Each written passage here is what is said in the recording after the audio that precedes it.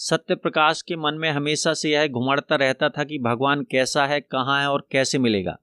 वह मंदिर गया, मस्जिद गया, गुरुद्वारा गया, चर्च गया और हर उस जगह गया जिसे भगवान का घर कहा जाता है। वहां उसे भगवान के प्रतीक मिले लेकिन भगवान न मिले। फिर लोगों ने उससे कहा कि धार्मिक पुस्तकों में भगवान तक पहुंचने के रास्ते बताए गए हैं। उसने उनको पढ़ा, मन लगाकर पढ़ा, जी भर के पढ़ा। पढ़ के लगा कई जिंदगियां गुजर जाएंगी किंतु रास्ते खत्म ना होंगे, मंजिल ना मिलेगी। लोगों से पूछा किंतु लोग रट ज्यादा रहे थे, बूझ कम रहे थे और चल बिल्कुल भी नहीं रहे थे। अब वह उस व्यक्ति के तलाश में निकल पड़ा जो उन राहों पर चला हो और जो भगवान से मिल चुका हो। निश्चित ही वह कोई शॉर्टकट बता सकेगा। जगह जगह, देश विदेश, जहां जहां जिस जिस व्यक्ति के बारे में सुना वह उन सब के पास गया, किंतु ना तो वे बताते थे कि वे भगवान से मिल चुके हैं और ना ही उसे कोई ठोस रूप से इसी जन्म में मिलवाने को कहते थे। सब आश्वासन देते थे, जन्म जन्मों की, भाग्य की और कृपा की बात करते थे। उसने महामेला जाने के निर्णय लिया। महामेला में सभी धर्म, पंथ और संप्रदाय के साधु, महंत, मुनि, आलिम आदि इकट्ठे होते थे। सब अपनी बात रखते थे और दीक्षा देते थे।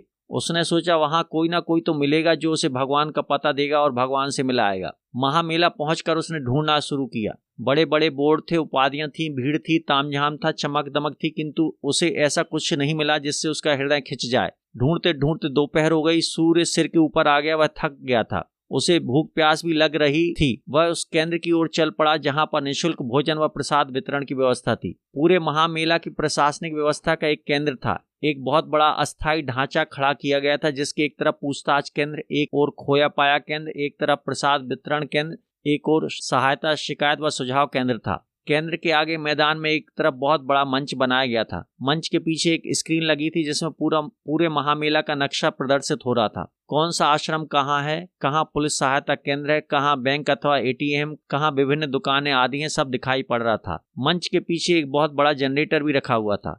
जब वह प्रसाद वितरण काउंटर की ओर जा रहा था तो उसने मंच पर 5 साल का बच्चा देखा जो रो रहा था। मंच पर खड़ा व्यक्ति बार बार अनाउंस कर रहा था कि भाइयों एवं बहनों, एक बालक जिसकी उम्र 5-6 साल, रंग गेहुआ, कद 3-4 फीट के करीब, हाफ बाह की नीली शर्ट, कत्थई हाफ पैंट पहने, पैरों में नीले कलर की हवाई चप्पल है, मिला है। जिस किसी का हो मंच पर आकर ले जाए।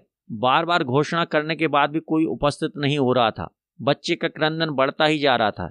वह व्यक्ति बालक से पूछ रहा था, बेटा तुम्हारे पापा का नाम क्या है? बच्चा बोला, पापा।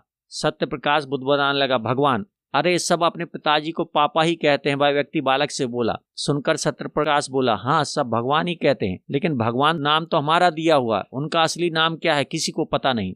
फिर घोषणा करने वाले व्यक्ति ने पूछा, तुम कहाँ से आए हो? बच्चे ने अनभिज्ञता में सिर हिलाया। सत्य प्रकाश अपने शहर का नाम लेते लेते रुक गया। सोचने लगा कि मेले में तो अपने शहर से आया, किंतु अपने शहर में इस धरती पर कहाँ से आया? व्यक्ति ने पूछा, तुम्हारा नाम? बालक ने जवाब दिया, बबलू। सत्य प्रकाश बुदबुदाया, सत्य प्रकाश, नहीं नहीं, ये नाम तो मेरे माँ बाप ने मुझे दिया है, मेरा नाम। व्यक्ति, बबलू नाम तो बहुत आम है, इससे पता नहीं चलता तुम कौन हो। थक हार कर घोषणा करने वाले व्यक्ति ने चिड़चिड़ाकर बालक से कहा कि जब तक तुम यह नहीं बताओगे कि तुम कौन हो, तुम्हें तुम्हारे पापा नहीं मिलने वाले। यह सुनकर सत्यप्रकाश चौंक गया। मैं कौन हूँ? सत्यप्रकाश के पांव जम गए थे, आंखें बंद होने लगी थी।